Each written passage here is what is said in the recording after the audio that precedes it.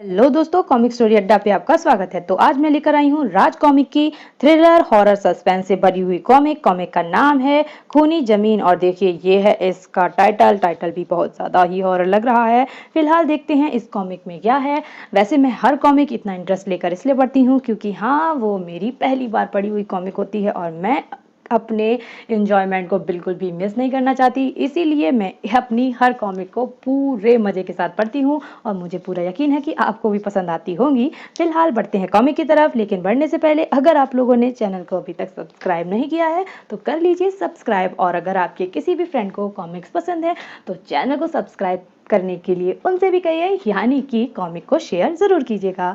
Thank you. तो अब बढ़ते हैं कॉमिक की तरफ। हमारी कॉमिक का नाम है खूनी जमीन। इसके लेखक हैं तरुण कुमार वाही, कला निर्देशक हैं प्रताप मुलिक, चित्रकार हैं चंदू, संपादक हैं मनीष चंद्र गुप्त। और यहाँ से होती है ये कॉमिक शुरू।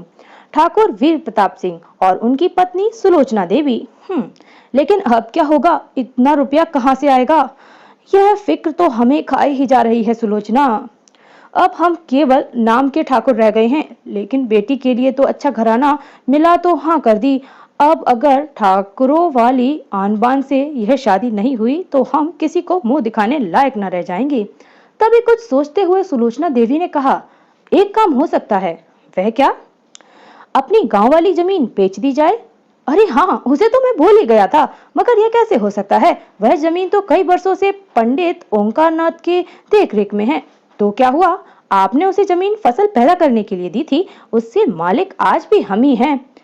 ठीक है, तुम मेरा सामान तैयार कर दो, मैं आज ही जाकर उस जमीन का सौदा करता हूँ। ईश्वर ने चाहा तो सब ठीक हो जाएगा। और उसी शाम ठाकुर वीर प्रताप सिंह ट्रेन से गंगापुर के लिए रवाना हो गए। अगले दिन सुबह जैसे ही एक तांगे से ठाकुर पंडित ओंकारनाथ के दरवाजे पर उतरे। अरे ठाकुर साहब! और फिर जब ठाकुर ने अपने आने का कारण बताया। क्या? यह आप क्या कह रहे हैं ठाकुर साहब? मेरी मजबूरी को समझो पंडित। नहीं नहीं, भले ही यह जमीन तुम्हारी है, लेकिन हमने इसे अपने खून पसीना बहाकर सींचा है। यह जमीन नहीं बिकेगी। एकाएक पंडित का बड़ा लड़का किशन घुर्राकर बोल उठा। ओह ठाकुर साहब, तो आप जमीन बेचने का इरादा लेकर आए हैं। यह जमीन नहीं बिकेगी। यह देखकर ठाकुर सख्त स्वर में कह उठे, यह मत भूलो किशन कि यह जमीन आज भी मेरी है। लेकिन अगर यह जमीन बिक गई तो हम क्या करेंगे? हम अपने यह गांव छोड़कर कहां जाएंगे? कुछ भी हो, यह जमीन मेरी है और मैं इसका सौदा जल्दी ही करके यहाँ से चला जाऊंगा। एकाएक कृष्णा गंभीर होकर कह उठा, तो फिर ठीक है ठाकुर साहब, अगर आप अंतिम फैसला कर ही चुके हैं तो फिर हम बीच में पड़ने वाले कौन हैं? कल सुबह तक अपना इंतजाम कर लेना। कृष्णा का फैसला सुनकर पंडित ओंकारनाथ ने जबरदस्त प्रतिशोध करना चाहा, लेकिन कृष्णा की आंखों का संकेत देख वह खामोश उठा। इंतजाम तो अब कल सुबह तक करना ही होगा। ठाकुर के जाने के बाद, यह तूने क्या किया मूर्ख? अगले माह बिश्ना का ब्याह है। अगर हमने इस जमीन को छोड़ दिया तो ब्याह कैसे होगा? हम इस जमीन को नहीं छोड़ सकते। कृष्णा का तो दिमाग खराब हो गया लगता है बापू। मैं जो कुछ कहा है सोच समझ कर ही कहा है। क्या मतलब? मतलब अभी समझाता हूँ। कृष्णा उन्हें मतलब समझाने लगा। कृष्णा की योजना सुनते ही मुंह खुले के खुले रह गए और आंखें फटी की फटी। फिर आधी रात को एकाएक ठाकुर साहब की नींद टूट गई। तो तुम्हें जमीन का सौदा करने का शौक था ना? ओह, अब ऊपर जाकर करना सौदा। अरे ये क्या कर रहे हो? वह सियाना ढंग से पंडित ओंकारनाथ लाठी वाला हाथ उठा और तड़ाक!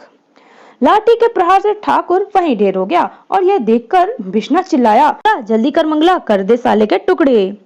भेड़िए की चमक आंखों में लिए मंगला ठाकुर को बेहोश जिस्म पर टूट पड़ा। खचा खचा खचा खचा खच। अब उसने हाथ रुके तो ठाकुर का शरीर केवल लाश में ही नहीं बल्कि 6 टुकड़ों में बदल चुका था। अब देखता हूँ कौन बेचता है जमीन। इस लाश का क्या करें? उसे जमीन में गाड़ दो जिसे बेचने आया था। हाँ, यही ठीक रहेगा। चारों ने मिलकर ठाकुर के शरीर के टुकड़ों को एक चादर में लपेटा और खेत में ले आए। खोदो जमीन। गड्ढा खोदकर लाश को उसमें डाल दिया। जल्द करो, सुबह होने वाली है। गड्ढे को मिट्टी से भर दो। यह कुल्हाड़ी भी गड्ढे में गाड़ दो। सब कार्यों से फारिग होने के बाद अब तो अब कोई नहीं कह सकता कि यहाँ ठाकुर की लाज तभी है। इधर शहर में सुलोचना देवी परेशान हो रही थी। उफ, आज 5 दिन हो गए तेरे पिताजी को गांव वाली जमीन का सौदा करने गए और अभी तक उनकी कोई खबर नहीं आई।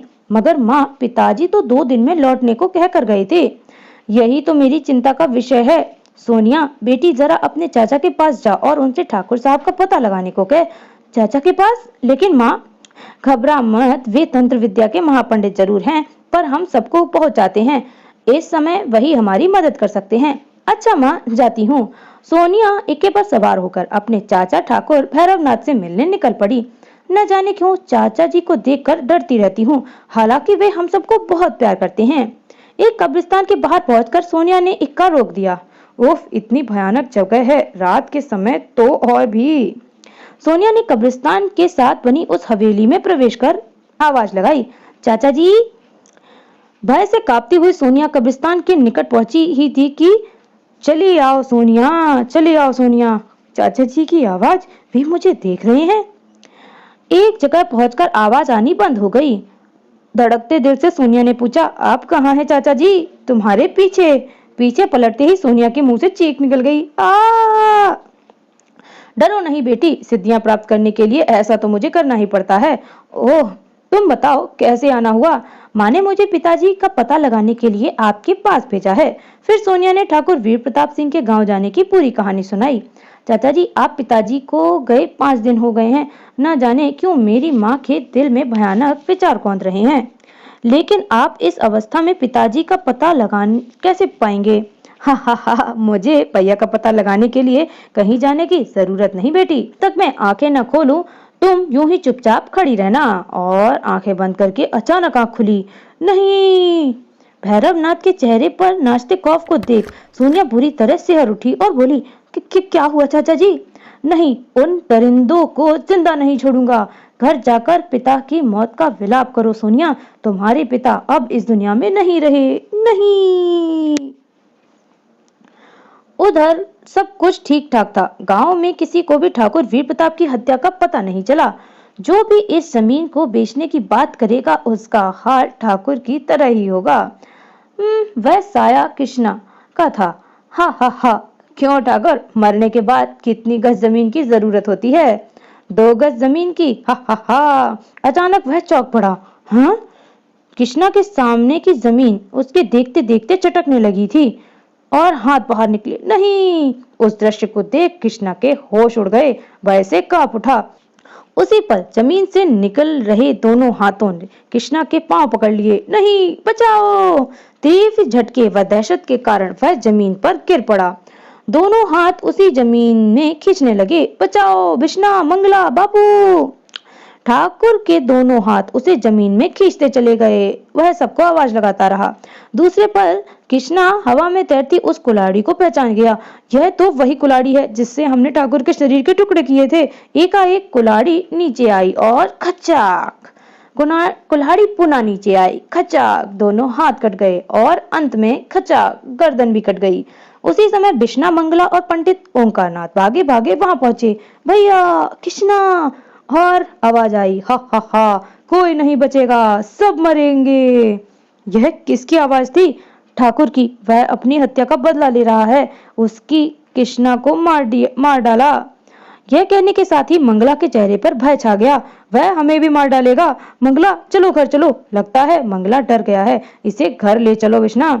कृष्णा की मौत से सब दुखी व भयभीत थे, लेकिन आखिर कब तक? एक शाम को, चलो मंगला, उठो, खाना खा लो। सब चुपचाप अपनी अपनी थालियों के आगे आ बैठे और खाना शुरू करो बच्चों। कि तभी अचानक मंगला ने खाने की थाली पंडित ओंकारनाथ के चेहरे पर दे मारी। मंगला! मंगला के मुंह से विचित्र प्रकार की ध्वनि निकलने लगी। मैं तुझे जिंदा नहीं छोड़ूंगा पंडित, तूने जमीन के लिए हत्या कर डाली। अजीब स्वर में घुर्राते मंगला ने पंडित की गर्दन दोनों हाथों से जकड़ ली। मैं तुम सबको मार दूंगा। आ! एक पल के लिए तो बिश्ना मानो बुत में ही बदल गया। फिर उसे जैसे होश आया, वह चीखता हुआ मंगला पर चिपटा। मंगला, होश में आओ मंगला, ये हमारे बापू हैं, क्या हो गया है तुम्हें? न जाने मंगला में इतनी शक्ति कहां से आ गई। फिर उसने एक ही झटके में बिश्ना को कई ऊपर फुट हवा में उछाल फेंका। आज तो मेरे हाथों से मरेगा पंडित। उस जमीन से तो कोई सुख नहीं दे पाएगा। बिश्ना, मुझे इस यमदूत से बचाओ। अगर देर की तो यह बापू की जान ले लेगा। बिश्ना ने डंडा उठाकर मंगला के सर पे दे मारा। तड़ाक! अरे, यह मर गया। आप घबराइए नहीं, यह केवल बेहोश है। लेकिन इसे हुआ क्या था? इसका स्वर बदला हुआ था। बापू, मुझे लगता है ठाकुर की आत्मा हमारे पीछे पड़ गई है। ठाकुर की आत्मा? लेकिन अब क्या होगा? और आज रात किसी प्रकार कट जाए, सुबह मैं गांव में औदड़ बाबा भूतनाथ को बुला लाऊंगा। वे सब कुछ पल पहले की तरह ठीक कर देंगे। यह खतरा तो उठाना ही होगा, लेकिन अगर उसे हत्या वाली बात पता चल गई तो? अगले दिन जब सुबह मंगला की आंखें खुली, आह, मेरा सर! शुक्र है इसे होश आ गया। आप इसके पास रहिए, मैं जरा औदड़ बाबा को लेकर आता हूँ। जल्दी लौटना बेटा। उफ, काश हम ठाकुर को उसकी जमीन लौटा देते। अब तो वह जमीन खूनी जमीन साबित हो रही है। मंगला होश में आ गया और कुछ ही देर बाद, बुरी छाया का वास, बुरी आत्मा का वास। तेरे घर में बुरी आत्मा का वास है पंडित। आज कोई उपाय कीजिए बाबा। मैं अपना एक पुत्र खो चुका हूँ, दूसरा नहीं खोना चाहता। चिंता मत कर पंडित, मैं इस बुरी आत्मा को पकड़ अंधे कुएं में लटका दूंगा। तू बस उन चीजों का इंतजाम कर जो मैं तुझे बताता हूँ। आप आज्ञा करें बाबा। औदड़ बाबा भूतनाथ वस्तुओं के नाम लिखवाने लगा। फिर 2 घंटे बाद, अब मैं इस घर में बंद होने जा रहा हूँ। 1 घंटे तक मुझे तुम्हारी आवाज भी सुनाई ना दे। बाबा भूतनाथ ने अंदर दरवाजा बंद कर लिया। अब घबराने की कोई बात नहीं, औधड़ बाबा सब ठीक कर देंगे। भगवान करे ऐसा ही हो। 1 घंटे, 2 घंटे, 3 घंटे, 5 घंटे बीत गए। बेटा, बाबा तो 1 घंटे के लिए भीतर गए थे। मुझे तो कोई गड़बड़ लगती है। दरवाजा खटखटा कर देखते हैं। बाबा, दरवाजा खोलिए। ठक ठक ठक। बहुत देर किसी ने दरवाजा नहीं खोला। दरवाजा तोड़ना पड़ेगा।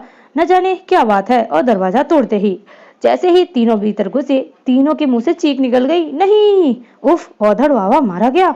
हे भगवान, ये देखो। और इसी प्रकार एक एक कर हम सब भी मारे जाएंगे। ठाकुर की आत्मा अब नहीं छोड़ेगी। बापू, मैं इस हत्यारे घर में नहीं रहूंगा। मैं जा रहा हूँ। मंगला, रुको मंगला। मंगला, ठहर बेटा। मैंने एक फैसला किया है। मैं ठाकुर की यह खूनी जमीन शहर जाकर उसकी बीवी को सौंप दूंगा। फिर सब ठीक हो जाएगा। बापू ठीक कह रहे हैं मंगला, ऐसी खूनी जमीन हमें नहीं चाहिए जिसमें हमारे बड़े भाई के खून की गंध आती हो। और बात मंगला की समझ में आ गई। और उसी रात बेचारा औधड़ बाबा बेकार ही आत्मा के क्रोध का शिकार बन गया।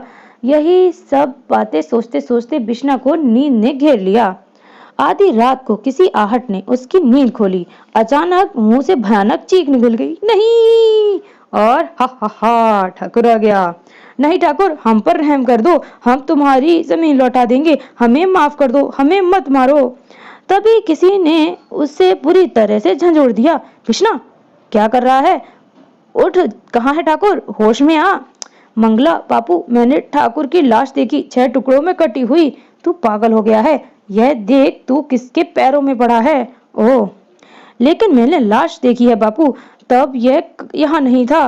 ओह, लेकिन तू फिक्र मत कर। कल जब जमीन हम ठकुराइन को सौंप देंगे तो अपने आप सब कुछ ठीक हो जाएगा। मगर किसी होना तो कुछ और ही मंजूर था। नहीं बापू, अगर अब वह लाश आई तो मैं इस कुल्हाड़ी से उसके इतने टुकड़े कर दूंगा कि फिर वह अपने पैरों से खड़ी ना हो सकेगी। हा हा हा। बिश्ना कुल्हाड़ी लेकर अपने कमरे में चला गया। अगर अब ठाकुर की लाश मुझे दिखाई दे जाए तो? और न चाहते हुए उसकी आंख लग गई और वह सोने लगा। कुछ देर बाद जब उसकी आंख खुली तो कौन है? ठाकुर की आत्मा, अब तू मेरे हाथों से नहीं बचेगी। और खचा खच खच खच। तभी बदहवास पंडित ओंकार नाथ ने भीतर प्रवेश किया। भीतर का दृश्य देखते ही सर पांव कांप उठे। कृष्णा, अरे कमबख्त, ये क्या किया तूने? मैंने ठाकुर की लाश को कीमा बना डाला बापू। हा हा हा, अब वह कभी हमें तंग नहीं करेगी। अरे कमबख्त, यह देख क्या अनर्थ कर डाला तूने। अपने भाई मंगला को ठाकुर की लाश समझकर मार डाला। क्या? मंगला? नहीं! हकीकत जानते ही बिश्ना पागलों की समान फूट फूट कर रो पड़ा। मंगला, ये क्या हो गया मेरे भाई? हे भगवान, ये सब क्या हो गया? उफ, मेरा दिमाग खराब हो गया है। जो मैंने ठाकुर की जमीन पर बुरी नजर डाली। भूकंप से भाव चेहरे पर लिए एकाएक बिश्ना गुर्रा उठा। बापू, ठाकुर की लाश हमारा पीछा नहीं छोड़ेगी। उसे पीछा छुड़ाने का अब एक ही रास्ता मुझे नजर आता है। वह क्या? हम ठाकुर की लाश को कब्रिस्तान से निकाल कर अग्नि के सुपुर्द कर दें। उस समय तक सुबह हो चुकी थी। अगली सुबह वे सब खेत में पहुंचे, मंगला के शरीर की गठली बना ली। बापू, इस अभागे को भी वहीं अग्नि दे देंगे। दोनों खेतों के उस स्थान पर पहुंचे जहां उन्होंने ठाकुर के शरीर के टुकड़े दबाए थे और साथ में ही चिता तैयार कर दी। आज के बाद तेरा कोई अस्तित्व नहीं रह जाएगा ठाकुर। बिश्ना जल्दी जल्दी जमीन खोदने लगा। अचानक साए साए करती तेज आंधी चलने लगी। उफ, इतनी तेज आंधी! पंडित ओंकारनाथ का शरीर सूखे पत्ते की तरह कांपा और हवा में उड़ा। ओह! पंडित का शरीर चिता की ओर जाने लगा। कृष्णा, बचा रे मुझे! और पंडित का शरीर चिता पर आ गिरा और फिर चिता में अपने आप ही आग लग गई। आग! बिश्ना, आग! बचाओ बाबू! पलक झपकते ही लकड़ियों के ढेर में आग भड़क उठी। बचाओ! पंडित ओंकारनाथ उस आग में जल मरा। बिश्ना को जैसे होश आया। मुझे तुरंत ठाकुर की लाश बाहर निकाल आग के सुपुर्द कर देनी चाहिए, वरना वह मुझे जिंदा नहीं छोड़ेगी। बिश्ना ने लौटकर अभी पहला ही फावड़ा चलाया था कि तेज रोशनी से वह इलाका सराबोर उठा। ओह, यह रोशनी! बिश्ना तो उछल ही पड़ा। शीघ्र ही! यह पंडित का मंझला लड़का है बिश्ना। इंस्पेक्टर, इससे पूछो कि ठाकुर साहब की लाश को कहाँ दफनाया है इन्होंने। क्यों बिश्ना, पहले तो तुम यह बताओ कि यह किसकी चिता जल रही है। चिता? यह चिता ही तो है। हाँ, यह चिता ही तो है।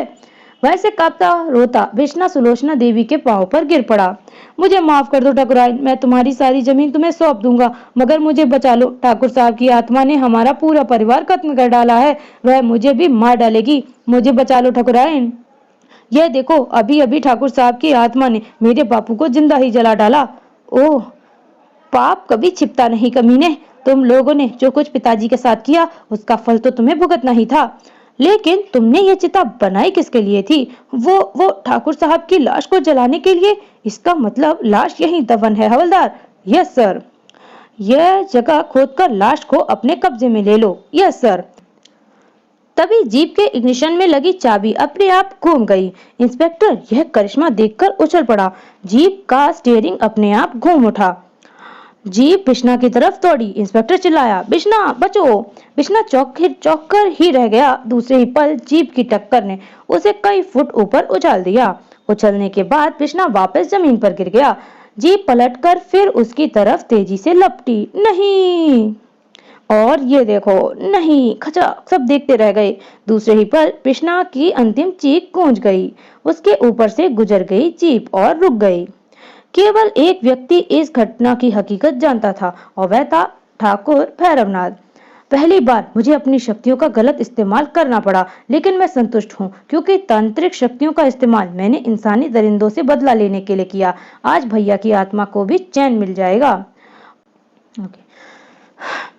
उधर ठाकुर वीर प्रताप सिंह की अस्थियां ही जमीन में से मिली। ठाकुर साहब का विधिवत अंतिम संस्कार कर दिया गया। झूठी मान मर्यादा बनाए रखने के लिए हमें अपनी इस जमीन को बेचने की नौबत आई, जिन्होंने कईयों का खून भी पी लिया। इसीलिए अब मैंने फैसला किया है कि मैं अपनी बेटी की शादी सादगी से करूंगी और वह जमीन मैं गांव के निर्धन लोगों में बांट दूंगी। सुलोचना देवी, काश यही फैसला आपने पहले ले लिया होता तो इतनी जाने न जाती। और यहाँ पर हो गई ये कॉमिक खत्म, जिसका नाम था खूनी जमीन। वैसे ये तो सच में सस्पेंस से भरी हुई कॉमिक थी, क्योंकि मुझे तो लग रहा था कि सारा मारकाट ठाकुर की लाश ने यानी ठाकुर की आत्मा ने मचा रखी थी, लेकिन सच में वो तो ठाकुर का भाई यानी कि ठाकुर भैरवनाथ थे। फिलहाल आप बताइए, आपको ये कॉमिक हॉरर सस्पेंस थ्रिलर से भरी हुई कैसी लगी? मुझे तो कॉमिक काफी पसंद आई। लालच का अंत कभी भी अच्छा नहीं होता है। फिलहाल अब आप बताइए, आपको ये कॉमिक कैसी लगी? अगर पसंद आई हो तो वीडियो को लाइक कीजिएगा, कमेंट में जरूर बताइएगा कि आपको ये कॉमिक कैसी लगी। ये मैं 4-5 बार पूछ चुकी हूँ फिलहाल फिर भी। लेकिन जाने से पहले अगर आप लोगों ने चैनल को सब्सक्राइब नहीं किया है तो सब्सक्राइब जरूर कर लीजिएगा। Thank you.